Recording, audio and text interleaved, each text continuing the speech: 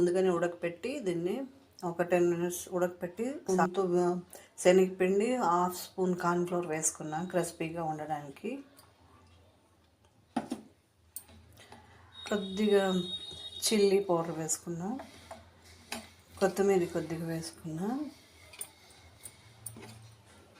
కొద్దిగా అజ్వాయిన్ కొద్దిగా వేసుకున్నాను, డైజెషన్కి బాగుంటుంది కదా అనేసి. 1/2 స్పూన్ అల్లం పేస్ట్ వేసుకున్నాను. ఇప్పుడు దీన్ని కొద్దిగా వాటర్ చల్లుతూ ఇలా చిలకరిస్తూ కొద్దిగా కలుపుకుంటాం. మనం కలిపింది తీసుకునేస్తాం. తీసుకొని ప్లేట్లో సర్వ్ చేసుకుందాం. గోబీ పకోడా రెడీ.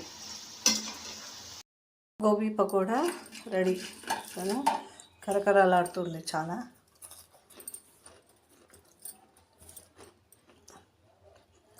క్రంచీగా సూపర్గా ఉంది.